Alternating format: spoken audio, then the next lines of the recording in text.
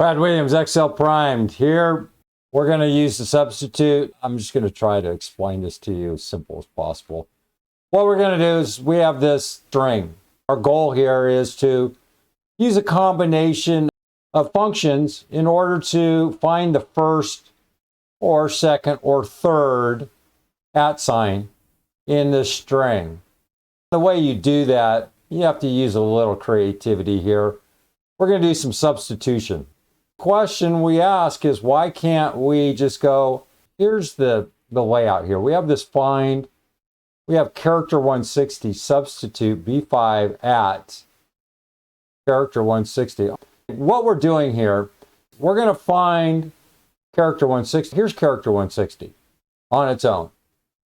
What's the production of character 160? That's it. It's blank. All right. So I guess that would be a good tool to include in terms of your substitution, is we're going to find this blank. We're going to substitute to B5. First of all, find text. Well, before we get in there, let's get over here and figure out what substitute's doing. Here we have substitute, and remember we have 3 required arguments and a 4th optional. Text, B5. So we're looking at this whole B5 thing. What's our old text? It's the different @ signs. We have 3 of them. We're going to replace those. Then we're going to go new text. We know it's going to be a blank.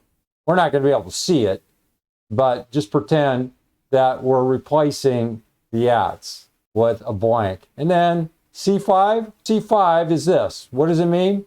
Find the first or the second or the third. Got it? This is saying find character within here, within substitute. And it says find the first one because we have the C5 here. Lo and behold, that's what we do. It's position 9. If you want to count 1, 2, 3, 4, 5, 6, 7, 8, 9. We can do the same thing here with 15 or 25. And you feel free to count. It works. Over here, it just explains character 160. You can put whatever you want in here. You can replace this with anything you want.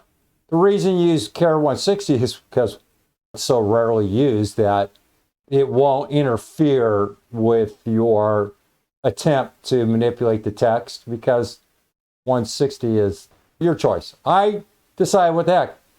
How many people use the tilde function? Well, the tilde function is just below the escape on your keypad, if you didn't know. That's how rarely it's used. And the outcome is the same. We're just substituting, and that's all we're doing, is we're substituting, and we're getting rid of this @ and then all we're doing is counting. Find it, and you know what find is? It just locates the position. It is case sensitive, so just be careful. This is a case of just practicing, tear these things apart and get a feel for substitute. It's kind of one of those wonky, I kind of like that word wonky. It's one of those wonky functions. What can I say? Just keep working at it. Brad Williams, Excel Prime.